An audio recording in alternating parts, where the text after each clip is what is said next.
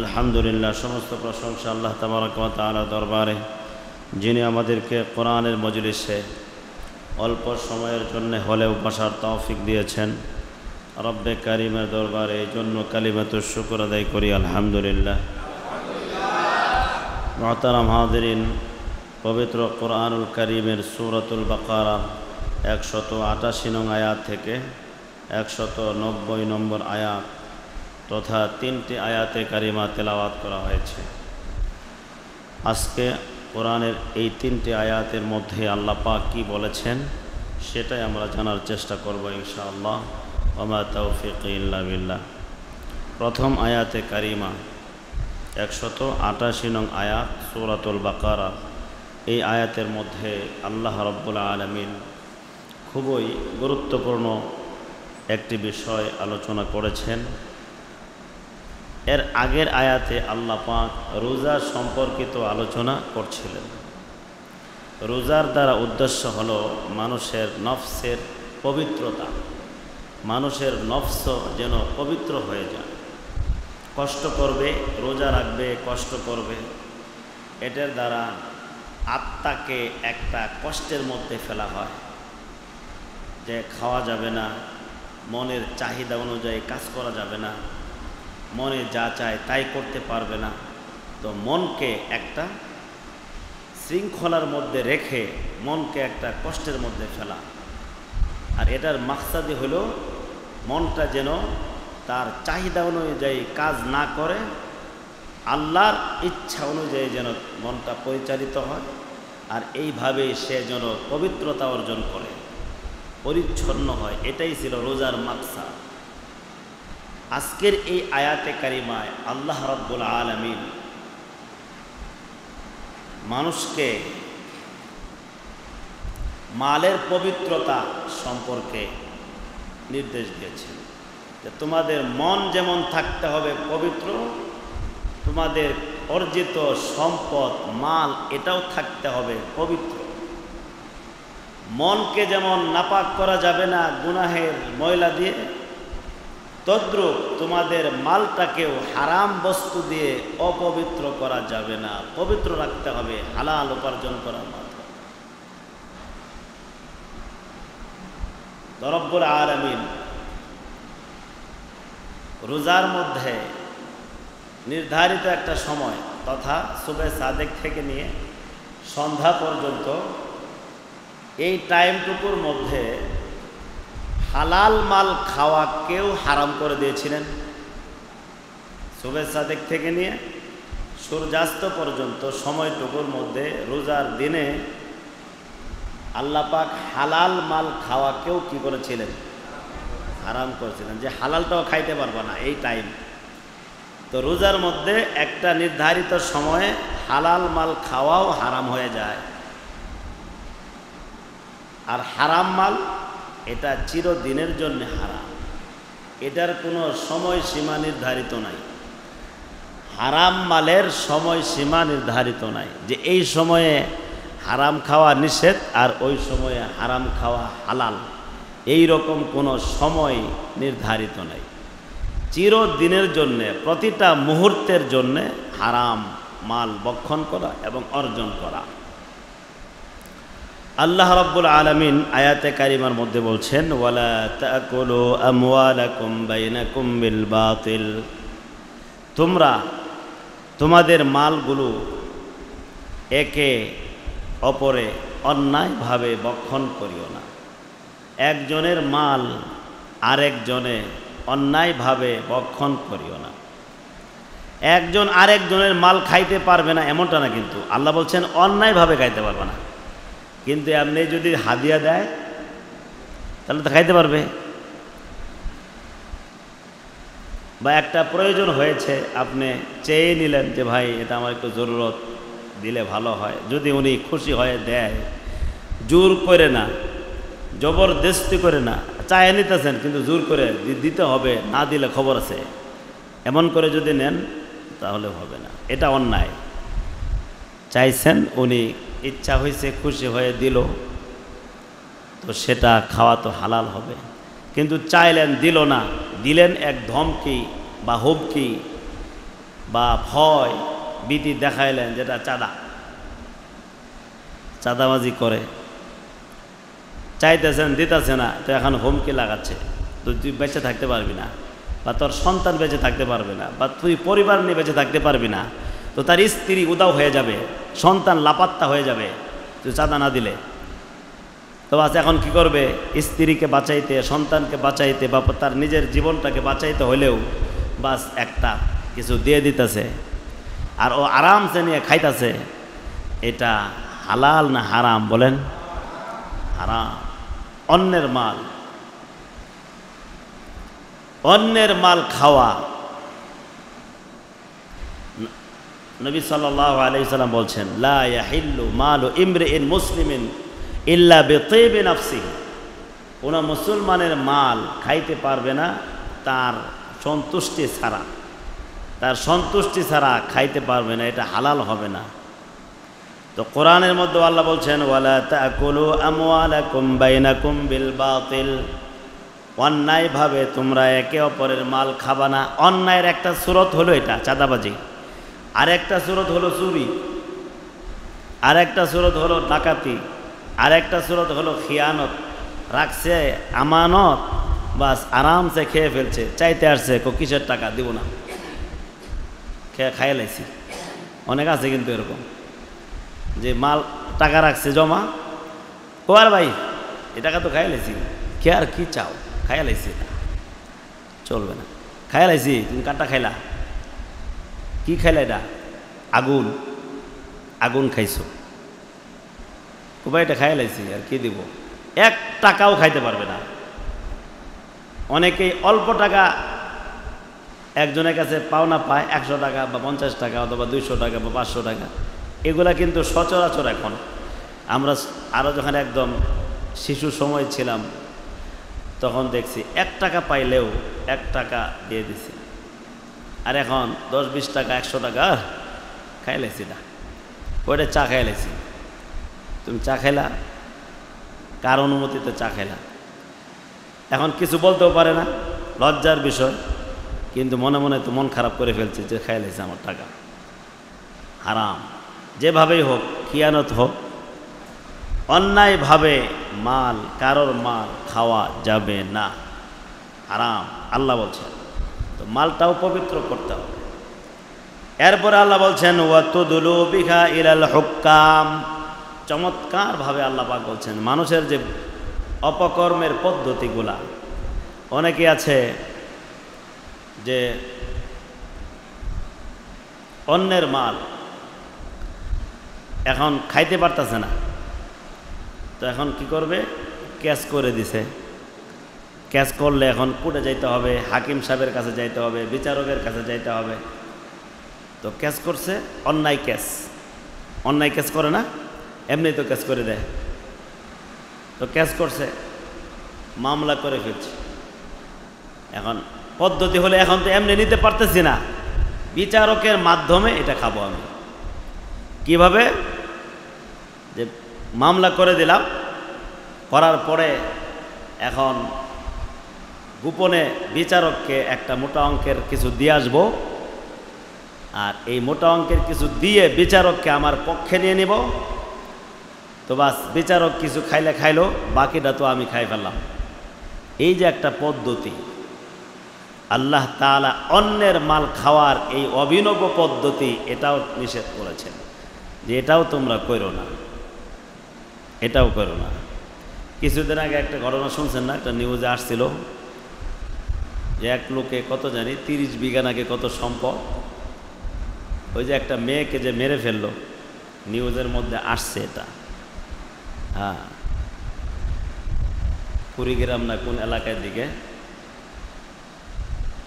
তো প্রতিপক্ষ 30 বিঘা সম্পত্তি এখন এটা দখল করবে অন্যায়ভাবে। এই জন্য কী করছে? রাতের অন্ধকারে নিজের 13-14 বছরের মেয়েকে উঠায়, ঘুম থেকে উঠায় নিয়ে মা, বাবা আর চাচি 3 জনে মিলে হত্যা করছে। আদালতে মামলা করছে। এখন মামলার জিতার জন্যে যে আমার মেয়েকে তারা হত্যা করছে,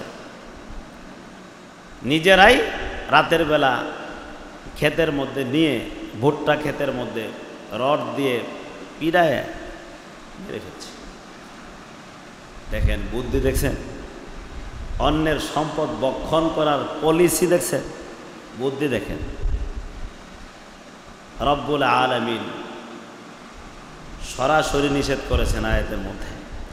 আল্লাহ বলছেন ওয়াতুদলু বিহা ইলাল হুকাম, তোমরা তোমাদের মাল বিচারকের কাছে পৌঁছায় না, ঘুষ হিসেবে পৌঁছায় না। কেন? বিচারককে পক্ষে নিয়া লিতাকুলু ফারিকাম মিন আমওয়ালিন নাসি বিল ইসমি, অন্যায়ভাবে মানুষের সম্পদের একটা অংশ খাওয়ার জন্যে বিচারকের কাছে ঘুষ হিসেবে তোমাদের মাল দিও না। আল্লাহ ডাইরেক্ট নিষেধ করলেন। দেখেন, সম্পদ দখল করে, যে দখল করে খায়, এটা কোরআনের মধ্যে আল্লাহ পাক সরাসরি নিষেধ করছেন। এরপরে আল্লাহ বলছেন ওয়া আনতুম তা'লামুন, অথচ তোমরা জানো যে এটা অন্যায় হচ্ছে, তোমরা এটা জানো যে তোমরা ভুল পথে আছো, অন্যায় কাজ করতেছো, এটা জানা সত্ত্বেও এই কাজগুলা তোমরা করিও না। তোমাদের মালগুলাকে পবিত্র করো, পবিত্র মাল খাও। আর পবিত্র মাল না খাইলে ইবাদত বন্দেগী আল্লাহর কাছে কবুল হবে? কবুল হবে না। আর অন্যের মাল এইভাবে খেয়েই কি লাভ? কি লাভ হবে? কয়েকদিন পরে তো এই সব মাল রেখেই কবরে চলে যাবে, আর আখেরাতে কঠিন মুসিবতের মধ্যে পড়বে। এজন্য আল্লাহ রাব্বুল আলামিনের এই বিধান অবশ্যই অবশ্যই মুসলমানদের জন্য পালন করা ফরজ। এটাও কিন্তু একটা ফরজ বিধান। কি? হারাম মাল উপার্জন করা যাবে না, খাওয়া যাবে না, এটা কিন্তু ফরজ। এমন না যে নফল, নফল হলে তো ইচ্ছা, ঠিক না? এটাও কিন্তু ফরজ, যে হালাল উপার্জন করতে হবে। হ্যাঁ, কাসবুল হালাল ফারিদাতুন বাদাল ফারিদা, নবীজি বলছেন হালাল উপার্জন করা এটা ফরজ আদায়ের পরে আরেকটি গুরুত্বপূর্ণ ফরজ। ওই যে কোরআনের মধ্যে আল্লাহ বলছেন না, ফাইদা কুদিয়াতিস সালাতু ফান্তাশিরু ফিল আরদি ওয়াবতাগু মিন ফাদলিল্লাহ, নামাজ যখন আদায় হয়ে যায় তখন তোমরা দুনিয়াতে ছড়িয়ে পড়ো আর আল্লাহ পাকের রিজিক মাল অর্জন করার জন্যে তালাশ করো। তো ফরজ একটা নামাজ, যে এটার পরে হালাল মাল উপার্জন করা এটাও একটা ফরজ। এটা কিন্তু ফরজ, হালাল কামাই করতে হবে, হালাল কামাই করা যাবে না।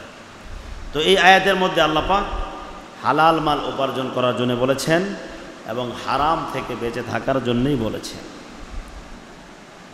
এরপরের আয়াতের মধ্যে আল্লাহ রাব্বুল আলামিন যে বিষয়টি তুলে ধরেছেন সেটি হলো ইয়াসআলুনাকা আনিল আহিল্লা, নতুন চাঁদ। আকাশের মধ্যে প্রত্যেক মাস যখন শুরু হয় তখন নতুন চাঁদ চিকন থাকে, ঠিক না? এরপরে আস্তে আস্তে দিন যায়, আস্তে আস্তে বাড়তে থাকে। এরপরে 14 তারিখে গিয়ে পূর্ণিমার রাত হয়ে যায়, চাঁদ পরিপূর্ণ হয়ে যায়। এরপরে আবার 15তম তারিখ থেকে একটু একটু করে কমতে থাকে, মাসের শেষে গিয়ে আবার চিকন হয়ে যায়। কিন্তু সূর্য মাসের শুরু থেকে শেষ বারে কমে, যেমন আর তেমন, কোনো পার্থক্য নাই। সূর্য বাড়েও না কমেও না, চলছে। কিন্তু চাঁদ বাড়ে আর কমে। এটার কারণ কি? মক্কার লোকেরা নবী সাল্লাল্লাহু আলাইহি ওয়াসাল্লামকে জিজ্ঞাসা করলেন যে ইয়া রাসূলুল্লাহ, সূর্য তো বাড়েও না কমেও না, কিন্তু চাঁদ বাড়ে আর কমে কেন? ইয়াসআলুনাকা আনিল আহিল্লা, আল্লাহ পাক বলেন হে নবী, আপনাকে তারা জিজ্ঞাসা করবে নতুন চাঁদ সম্পর্কে, যে চাঁদ এটা বাড়ে আর কমে কেন? তো আপনি উত্তরে বলে দিবেন যে চাঁদ বাড়ে আর কমে এটার মাকসাদ হইল একটা সময় গণনা করার জন্যে। সময়, যে মাসের শুরুতে একটা অবস্থা থাকবে, পরে এটা আবার বাড়তে বাড়তে বাড়তে বাড়তে আবার আগের অবস্থায় যখন ফিরে যাবে তখন একটা মাস নির্ধারিত হবে। শরীয়তের যত হুকুম আছে সব হুকুম চাঁদের সাথে সম্পর্ক। রোজা দেখেন চাঁদের সাথে, ইংরেজি মাসের সাথে কোনো রোজার সম্পর্ক আছে? হজ দেখেন কিসের সাথে সম্পর্ক? চাঁদের সাথে সম্পর্ক।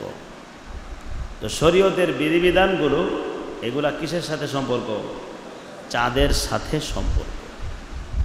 তো আল্লাহ তাআলা বলছেন যে চাঁদ যে বাড়ে আর কমে এটা মানুষের সময় হিসাব করার সুবিধার্থে, মানুষ যেন মাস গণনা করে করে কোন মাসে কোন আমল করতে হবে, কোন সময় কী আমলটা করতে হবে এটা যেন বের করতে পারে, এবং হজের সময় যেন তারা বের করতে পারে।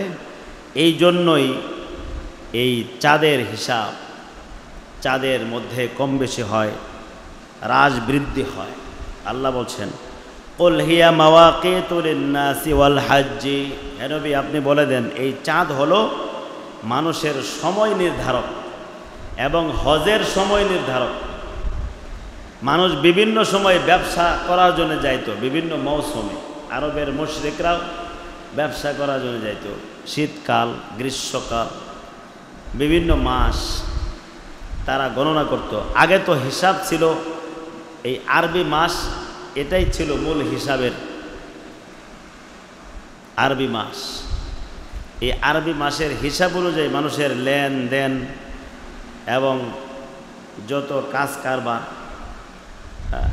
আমরা এখন লেনদেন করি কি ইংরেজি মাস, 1 লক্ষ টাকা দাও ভাই এই মাসে, আগামী মাসে আমি দিয়ে দিতেছি, হিসাব এখন ইংরেজি মাস অনুযায়ী। কিন্তু আগের মানুষ ইংরেজি মাস হিসাব করতো না, হিসাব করতো আরবি মাস। তো মানুষের লেনদেন থেকে নিয়ে যাবতীয় কাজ কারবার, ব্যবসা বাণিজ্য এবং শরীয়তের হুকুম আহকামগুলো পালন করা সব এই আরবি মাস অনুযায়ী ছিল। এই জন্য আল্লাহ বলছেন কুল হিয়া মাওয়াকিতু লিন-নাস, এই চাঁদ মানুষের জন্য সময় নির্ধারণ করে দিবে। ওয়াল হাজ্জি, এবং হজের সময় নির্ধারণ করে দিবে যে হজ কোন মাসে আদায় করা যাবে। হজের মাস কি? শাওয়াল, জিলকদ, জিলহজের 10 দিন। নবীজিকে জিজ্ঞাসা করা হলো ইয়া রাসূলুল্লাহ এই মাস ছাড়া অন্য মাসে কি হজ করা যাবে না? যে এই নির্ধারিত মাস ছাড়া অন্য মাসে কি হজ করা যাবে না? নবী বললেন না, অন্য মাসে হজ করা যাবে না। তাহলে এই চাঁদ ওঠার কারণে যে একটা মাসের নাম হয়েছে জিলকদ, জিলহজ, এগুলি হজের সময় নির্ধারণ করতেছে চাঁদ অনুযায়ী। তো এই নতুন চাঁদ হলো মানুষের জন্য এই উপকারে আসে।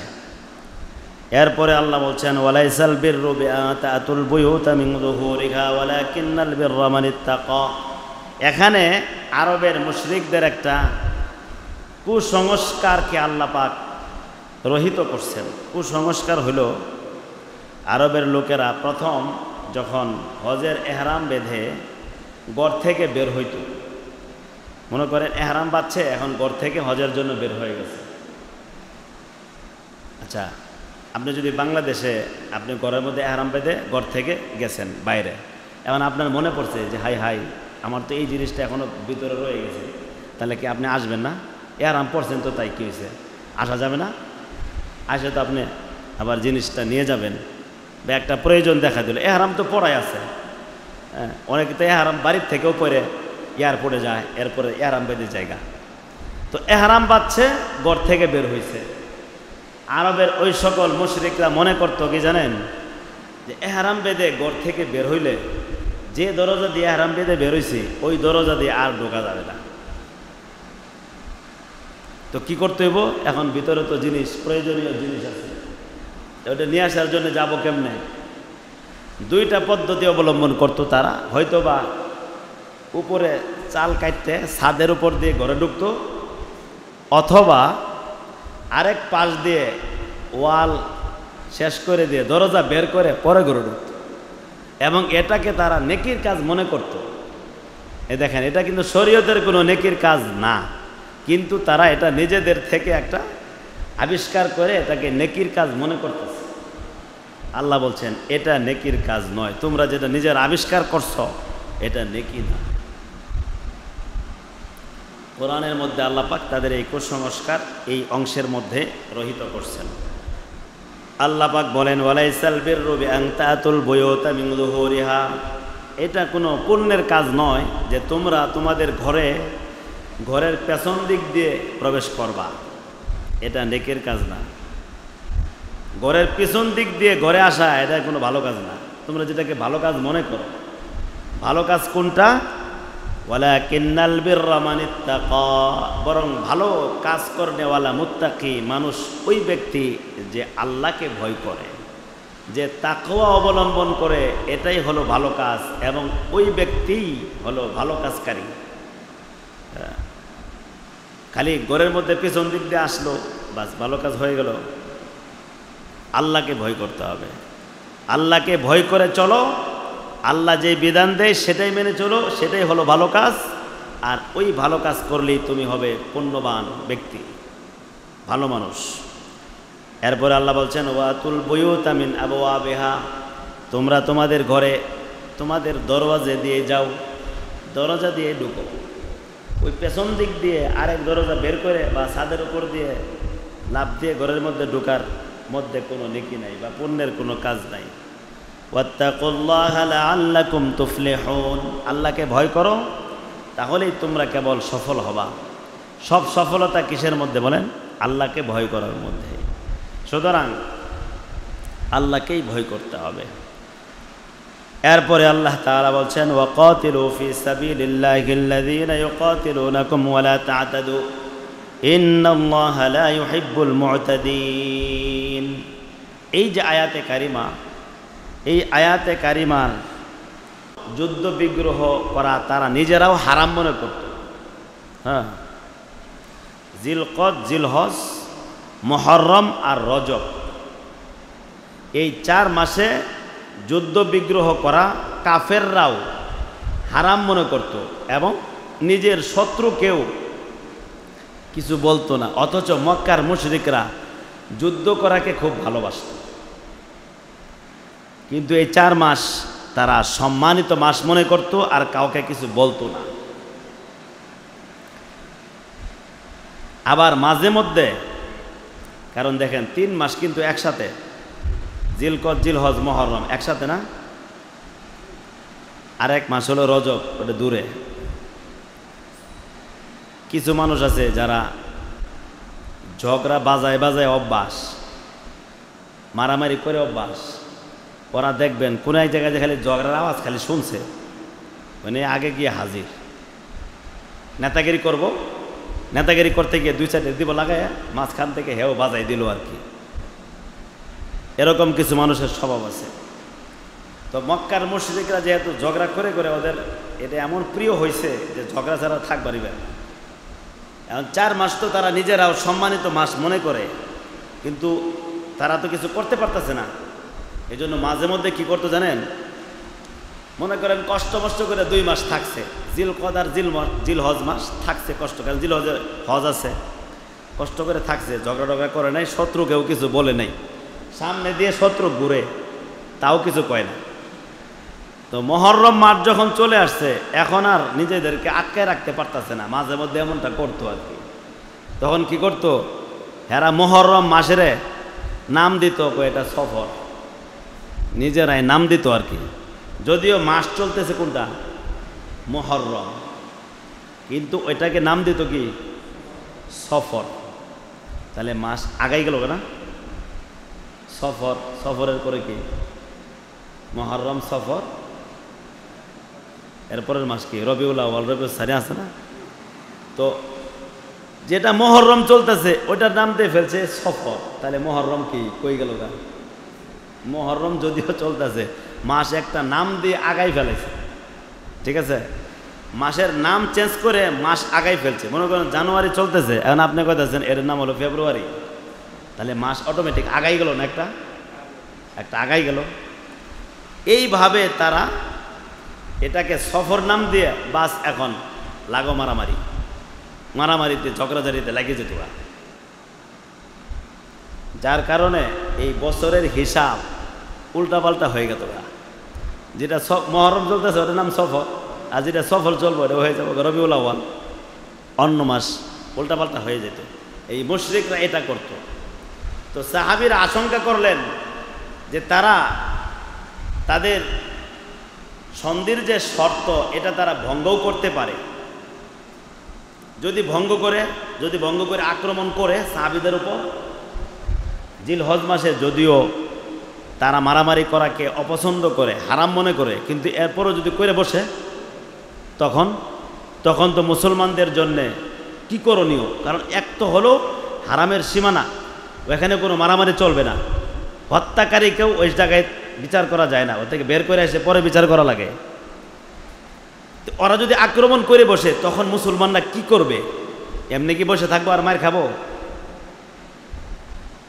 এই প্রশ্ন সাহাবীদের দিলের ভিতরে ঘুরপাক খাচ্ছিল। তো আল্লাহ রাব্বুল আলামিন সাহাবায়ে কেরামকে বলে দিলেন যে দেখো, তোমরা মক্কায় যাওয়ার পরে নিজেরা আগে আক্রমণ করবা না, কিন্তু হারামের মধ্যে তারা যদি আক্রমণ করে বসে তখন আর বসে থাকবে না, তখন পাল্টা জবাব দিতে হবে। তো মুসলমানদের যত যুদ্ধ হয়েছে, সাহাবীদের যত যুদ্ধ হয়েছে, সব যুদ্ধ এরকমই ছিল। হ্যাঁ, দিফাই যুদ্ধ, মানে শত্রুপক্ষ আক্রমণ করছে, এখন মুসলমানরা কি বসে থাকবো? পাল্টা আক্রমণ চালাইছে। এই যুদ্ধই মুসলমানরা করছে। কিন্তু যার যার মনে চলতেছে বাইরে গিয়ে এমনিই মারা, এগুলা মুসলমানরা এই তালের যুদ্ধ করে নাই কোনো সময়। এই জন্য এখনো বিধান মুসলমানদের উপরে এরকমই যে মুসলমানরা কাউকে আক্রমণ করতে যাবে না, কিন্তু যদি কেউ আক্রমণ করতে আসে তাহলে ফিরে যাইতে পারবে না। আল্লাহ পাক এই আদর্শ মুসলমানদেরকে শিখাইছেন। কোরআনের মধ্যে আল্লাহ এটাই বলছেন, وَقَاتِلُوا فِي سَبِيلِ اللَّهِ الَّذِينَ يُقَاتِلُونَكُمْ وَلَا تَعْتَدُوا। আল্লাহ বলেন ওয়াকাতিলু, তোমরা যুদ্ধ করো, ফি সাবিলিল্লাহ, আল্লাহর রাস্তায় তোমরা যুদ্ধ করো, আল্লাযীনা ইউকাতিলুনাকুম, ওই সকল ব্যক্তিদের সাথে যারা তোমাদের সাথে যুদ্ধে লিপ্ত হয়, তাদের সাথে যুদ্ধ এখন করো। তবে ওয়ালা তা'তাদু, সীমা লঙ্ঘন করো না, বাড়াবাড়ি করো না। বাড়াবাড়ি মানে তোমরা আগে আক্রমণ করো না, আগে আক্রমণ করবা না। ওদের মনে ওরা চলতেছে, তোমরা তোমাদের মনে চলো, আগে আক্রমণ করবে না। আগে যদি করো তাহলে এটা বাড়াবাড়ি হবে। কিন্তু তারা যদি আক্রমণ করে বসে, এখন যে জায়গায় যুদ্ধ করা হারাম ওই জায়গায়ও বসে থাকার দরকার নাই, পাল্টা আক্রমণ জবাব দিয়ে দিবা। তো আল্লাহ বলছেন বাড়াবাড়ি করবা না। ইন্নাল্লাহা লা ইউহিব্বুল মু'তাদিন, নিশ্চয় আল্লাহ পাক বাড়াবাড়ি যারা করে তাদেরকে পছন্দ করেন না। দেখেন আল্লাহ পাকের শিখানো আদবটা দেখেন, আল্লাহ আমাদেরকে আদব শিখাইছেন। মুসলমানরা হলেন মুআদ্দাব, আদবওয়ালা, যে কাউকে ক্ষতি করা এটা মুসলমানের কাজ। এমনকি মুশরিককেও আল্লাহ ক্ষতি করতে নিষেধ করতেছে, কিন্তু কোনো মুশরিক যদি ক্ষতি করে তাহলে বাঁচতে পারবে না। কিন্তু এখন তো নাই, মারতে মারতে জান শেষ করে লেগেছে, ইজ্জত নষ্ট করতেছে, সব কিছু তছনছ করতেছে, তাও কিছু বলতে পারে না, সাহস নাই। কেন সাহস থাকবে কিভাবে? যে বিলাসী জিন্দেগি যাপন শুরু করছে, হ্যাঁ, দুনিয়া বিশাল বিশাল অট্টালিকা, আর বিশ্বের মধ্যে সুন্দরী সুন্দরী নারী অভাব নাই, আপনার পুরা বালাখানা নারী দিয়ে ভরপুর, আর বিশাল বিশাল প্রাসাদ, আর মনোরম বিছানা পরিবেশ। এখানে শুয়ে থেকে মরতে মনে চায়? মরতে কি মনে চায়নি? এগুলোকে হারাইতে মনে চায়? তো যুদ্ধ করবে কেমনে? মুসলমানদের ইজ্জত নষ্ট করতেছে, কোনো মাথা ব্যথা নাই। মুসলমানদের জীবন কেড়ে নিতেছে, কোনো মাথা ব্যথা নাই। মুসলমানদেরকে শেষ করে দিতেছে, কোনো মাথা ব্যথা নাই। অথচ আল্লাহর বিধান ছিল যে তোমাদেরকে যদি কেউ আক্রমণ করতে আসে তাহলে পাল্টা জবাব দিতে হবে। এটা নবীজির জামানা পর্যন্তই সীমানা ছিল এমন না, এটা কিয়ামত পর্যন্ত। এই জন্য প্রিয় ভাইয়েরা, ঈমান আমাদের দুর্বল হয়ে গেছে। আল্লাহ পাক আমাদের ঈমানকে মজবুত করার তৌফিক দান করুন, এবং আমরা আল্লাহ পাকের যে কোরআনের মধ্যে আল্লাহর যে কথাগুলো আমরা বুঝলাম, জানলাম, প্রত্যেকটা কথা আমরা মেনে চলার জন্য চেষ্টা করব। আল্লাহ পাক সেই তৌফিক আমাদেরকে দান করুন।